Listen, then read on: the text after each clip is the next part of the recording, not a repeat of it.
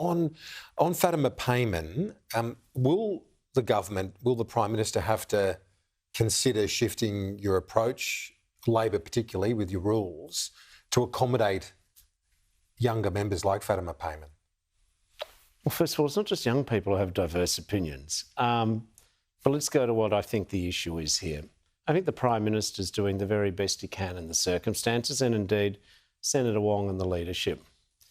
When you become a Labor candidate, you sign a pledge to adhere to caucus decisions. Now, Senator Payman, I think, is a clever, smart and clearly very tough-minded person.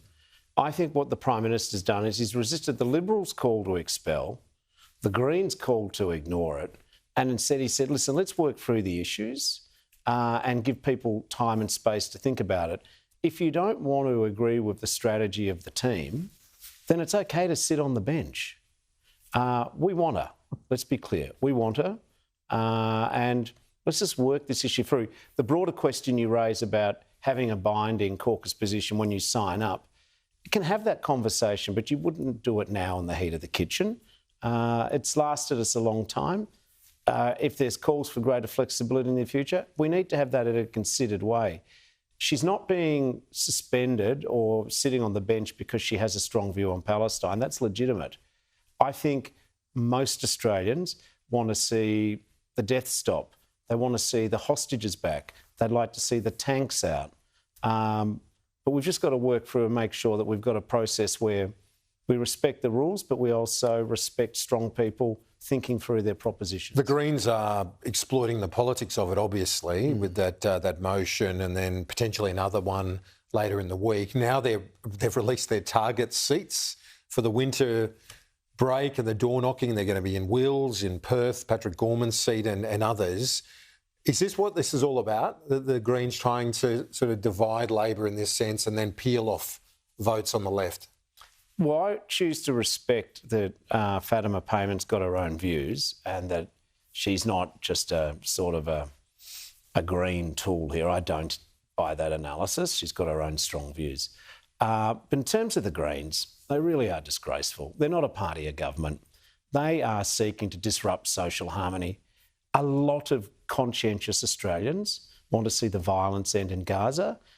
A lot of conscientious Australians did not want to see the atrocities of October the 7th. A lot of your fellow caucus members? Well, most Australians. But talking to some of your colleagues, there's I won't say the word anger, but there's a huge grievance here because there are consciences being tested in your party across the board on these matters, but they are sticking tight and trying to influence from within.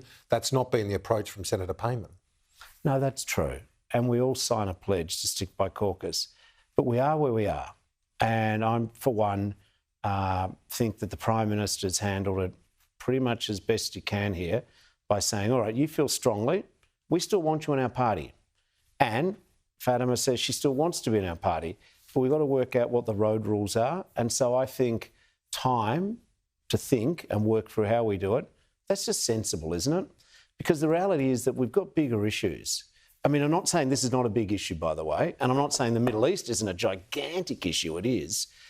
But we also need to make sure that we have the numbers to advance our cost of living measures.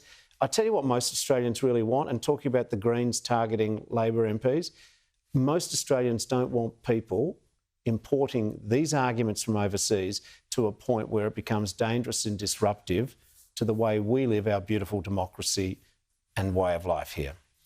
Indeed, yeah. Hard to disagree with that. Now, the NDIS bill, it's been delayed, sent back to a parliamentary committee. Is this about more scrutiny? What's going on here? You're saying it's going to cost hundreds of millions of dollars, this delay. Yeah, I have with me a letter which I'll leave with you. It's from the actuary of the NDIS. It says that the delay of 2 months to this reform bill will see an extra $1 billion put onto the national credit card, which it shouldn't. And when I say $1 billion, maybe people think that's just monopoly money. It is the equivalent of funding 60,000 kids on the scheme for a year. It's the equivalent of everyone with a diagnosis of MND getting support for a year plus more. Now, the Liberals are saying, oh, we're rushing it. For 2 years, they've said we're not doing enough to fix up the NDIS. We had a 1-year review, thousands of people consulted. This Senate committee, which the Liberals want to put the draft bill to look at, has already had 12 weeks. All that we're going to get in the next 8 weeks is 2 days of public hearings. That's going to take, according to the actuary, $1 billion. And I also just do a little bit of homework for my Kieran Gilbert interrogation. The sort of things which we want to stop money on the scheme being spent on include fines and penalties. We want to make sure that people are not buying jewellery and watches. We want to make sure that people aren't taking cruises or trips to Japan. We want to make sure that we have legal costs not paid for by the NDIS. We want to make sure that, trampolines. Yeah. And these are ordinary matters. The Liberals... One of the things that Liberals have, Coalition and other critics have raised is sex workers that they're obsessed about sex workers. Can you get that ban in? Yes. Well, what's the can you get them across the line before the winter break? Well, we should be able to. All the Liberals seem to think the NDIS is spent on is sex workers, which is a complete lie. I don't think there's been a claim approved in ages on it. What we have is operational guidelines, what you can spend money on and what you can't.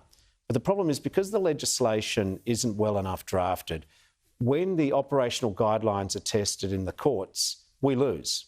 So what we want to do is use Section 10 of the draft bill to say this is in and this isn't. Yeah.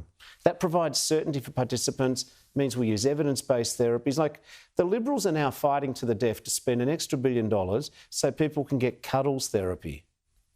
Like I have to say to the Liberals, wake up. There's a cost of living crisis. Yeah. We're trying to do our best with tax cuts and energy prices. Aussies are paying the taxes. And the Liberal Party is playing a shameless game where they think $1 billion, this is classic Liberals, when it's government money, they don't actually think it's their money, but it's actually taxpayer money and participant outcome. Will you try again before the end of the week? Oh, listen, I have brought a packet of Tim Tams and I say to the Liberals, you like a biscuit?